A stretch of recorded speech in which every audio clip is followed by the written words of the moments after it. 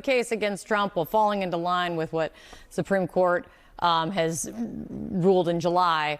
What do you see in this new version? Do you think it's a stronger or weaker case now?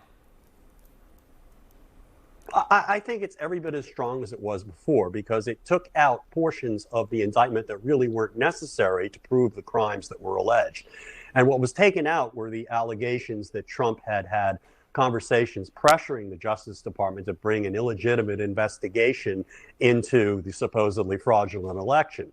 That clearly is out of bounds under the Supreme Court's decision. And Jack Smith was absolutely right not to waste any time on it. But the fact remains that all of the other charges suffice, all the other factual allegations in the complaint, in the indictment, suffice to allege three separate crimes that Trump has been alleged to have committed. And I think actually the case gets stronger because it becomes more focused. And I think the more you focus it in on, in particular, the false electoral certificates and the attempts to pressure state officials, I think the stronger the case becomes.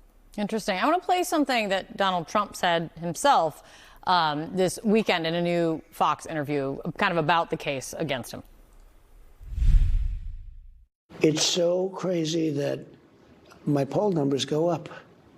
Whoever heard you get indicted for interfering with a presidential election where you have every right to do it? You get indicted and your poll numbers go up.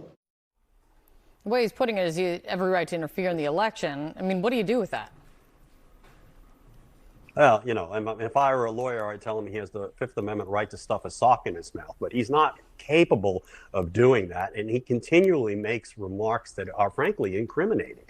His statement there in that interview with Mark Levin to the effect that he had the perfect right to interfere with the election is an admission that he tried to interfere with the election and that he wasn't trying to enforce federal law and act in his capacity as president of the United States. He was trying to win an election that he clearly lost. And that's a crime. And that for him, it's just yet another admission of guilt. And he's made many of them over the years. So there's the legal